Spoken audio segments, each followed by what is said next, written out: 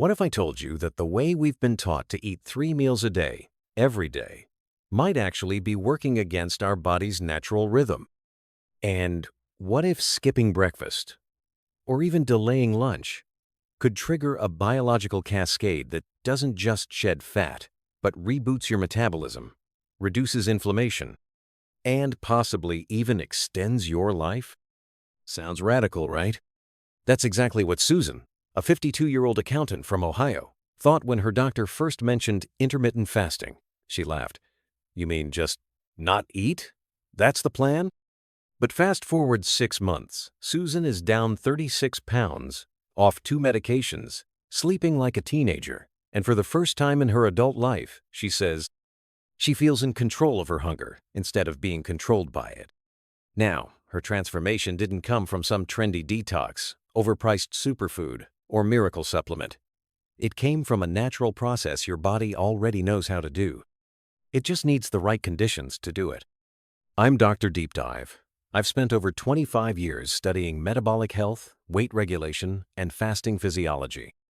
And today, I'm going to take you deep inside the science of intermittent fasting, not just the buzzwords or trendy routines, but how it truly works inside your cells. We'll cover why fasting taps into a primal survival mechanism that favors fat burning and energy efficiency, how your insulin levels and liver glycogen storage determine the exact moment your body switches from sugar burning to fat burning, the 2 most practical fasting methods, including how to make them sustainable for normal people with jobs, families, and real cravings, the best foods to eat when you're not fasting and the ones that sabotage your progress without you realizing, one real case study that will show you how this method changed everything for a 63-year-old woman with prediabetes and chronic joint pain. And finally, the truth. Why intermittent fasting isn't for everyone, and how to know if it's safe for you. But first, let's get something straight. This is not a starvation diet. It's not about deprivation. It's not about punishing yourself or skipping meals out of guilt. It's about timing, understanding when your body is primed to rest and when it's designed to digest. It's about aligning your habits with your hormones. And once you learn that, the process becomes less about restriction and more about freedom. See, we humans didn't evolve with refrigerators, drive-through windows, or late-night pizza delivery. For tens of thousands of years, our ancestors had to go hours, sometimes days, without food. And rather than shutting down, the body adapted. It became sharper, stronger, more efficient. That same biology still lives in you. The reason intermittent fasting works isn't because it tricks your body. It's because it reminds your body what it was designed to do.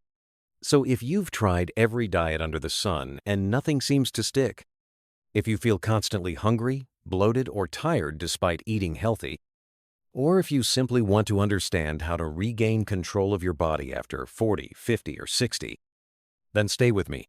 Because over the next 30 minutes, you may finally understand what no one ever taught you about weight loss, health, and eating with intention. Now, let's dive in. Part 2. The science of fat burning and insulin. To understand intermittent fasting, you first need to understand your body's relationship with food and energy, specifically how it decides whether to burn what you've eaten or store it as fat. At the heart of this decision is a hormone you've likely heard of before, insulin. Every time you eat, especially foods high in carbohydrates, your blood sugar rises. In response, your pancreas releases insulin. This hormone acts like a key, unlocking your cells so glucose, sugar, can enter and be used for energy. If you've eaten just enough to meet your energy needs, the glucose is used quickly. But if you've eaten more than you need, and let's face it, most of us do, that excess glucose must go somewhere. First, it's stored in the liver and muscles as glycogen. But these storage units are small. Once they're full, the rest gets converted into fat. Here's where fasting flips the switch. When you fast, you stop supplying the body with immediate energy. Blood glucose levels drop and insulin levels fall. This drop in insulin is crucial because it sends a signal to your body that says, we're out of easy fuel, time to tap into the reserves. And your reserves? That's fat.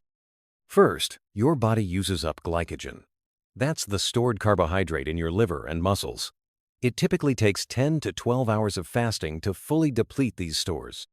Once glycogen runs low, your body turns to its backup fuel tank, your fat cells. The fat is broken down into fatty acids, then transported to the liver where it's converted into ketones, an alternative fuel source that your brain and muscles can use for energy. Now, why does this matter for weight loss? Because when insulin is constantly high, which happens when you snack all day, drink sugary beverages, or eat late at night, your body never gets the chance to dip into those fat stores. It stays in fat storing mode instead of fat burning mode. But intermittent fasting creates windows of low insulin that allow your metabolism to shift gears from storage to burn. That's why it's not just about eating fewer calories. It's about giving your body time to access what you've already stored. And this isn't just theory. Studies have shown that intermittent fasting lowers fasting insulin and improves insulin sensitivity, promotes autophagy, your body's way of cleaning out damaged cells, reduces inflammation markers linked to aging and chronic disease, increases levels of brain-derived neurotrophic factor, BDNF, which supports cognitive health. In other words, fasting doesn't just help you look better, it may actually help you age better, think clearer, and live longer. Still, it's not magic.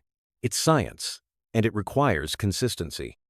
In the next section, we'll break down the two most popular intermittent fasting methods, the 5, 2, and the 16, 8, and explore how to choose the one that fits best with your lifestyle, work schedule, and appetite.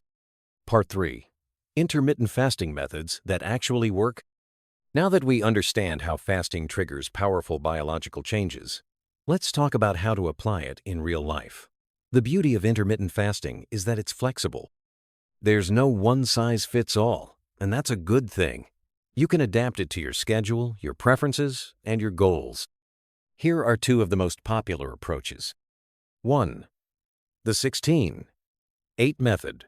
Time-restricted eating. This is the simplest place to start. You fast for 16 hours and eat within an 8-hour window. Most people begin their eating window at noon and finish dinner by 8 p.m. That means skipping breakfast, but it doesn't mean skipping nutrients. Your first meal can still be rich and balanced. Pros. Easy to follow once adjusted. Can be done daily.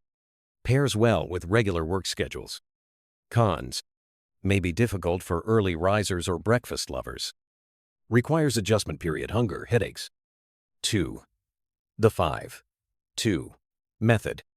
This involves eating normally for 5 days a week and restricting calories on 2 non-consecutive days, typically 500-600 calories.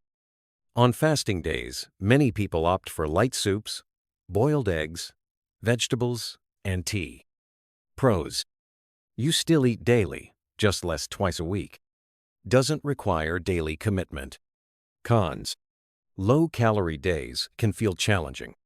Harder to maintain for social eaters. Bonus. Alternate day fasting, ADF. Some advanced fasters alternate fasting and eating days. It's powerful for weight loss and metabolic improvement, but not for beginners. Whichever method you choose, consistency and quality matter more than perfection. Fasting is not permission to binge, it's an invitation to balance. Part 4. What to eat and what to avoid. When you break your fast, what you eat is just as important as when you eat. Here are 5 food groups to prioritize and 5 to limit. Top 5 foods to include. Whole grains. Oats, brown rice, and quinoa provide slow-releasing energy.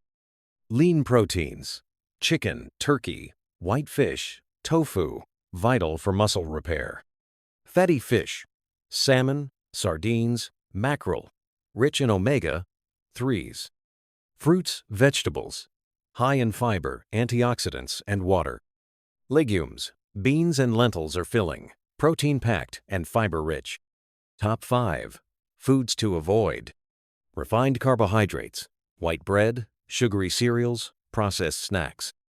Sugary beverages, soda, sweetened coffee drinks, fruit juices. Deep-fried foods, fries, chips, fast food. Processed meats. Sausages, bacon, deli meats, pastries and packaged snacks, high in sugar and saturated fat. Part 5. A Real-Life Story. Marlene's Transformation. Let me introduce you to Marlene. She was 63, a retired librarian from Arizona. She had prediabetes, chronic knee pain, and was nearly 40 pounds overweight. She tried low-carb, low-fat, even liquid diets. Nothing worked long-term. Her doctor recommended intermittent fasting. Skeptical but desperate, she agreed to try the 16-8 method. She started small, 12 hours, then 14, and finally 16. She noticed something shocking. Her cravings disappeared. She slept better. Her knees didn't ache as much. And after 3 months, she dropped 22 pounds and reversed her prediabetes. But more than the weight, she gained something priceless: trust in her own body. Her relationship with food became peaceful. She said, "I stopped eating to fill time and started eating to nourish." Part 6. Is it safe for you? Fasting isn't for everyone. If you have diabetes, low blood pressure, are underweight, pregnant, or have a history of disordered eating, you must talk to your doctor first. Fasting affects your hormones and energy balance, which is powerful, but must be handled with care. Start slow, listen to your body, hydrate, prioritize sleep, and above all, treat this as a long-term shift, not a temporary fix. Part 7. Final takeaway. Intermittent fasting isn't a diet. It's a rhythm, a reset, a return to the way your body was designed to function with periods of eating and periods of rest. And benefits go far beyond weight loss. It sharpens your brain, reduces inflammation, supports healthy aging, and helps you reconnect with true hunger. So, if you've been searching for a sustainable way to lose weight, gain energy, and take control of your health, intermittent fasting may be the key you've been missing. Remember Susan and Marlene? Their stories aren't rare. They're becoming more common because this works. But don't take my word for it.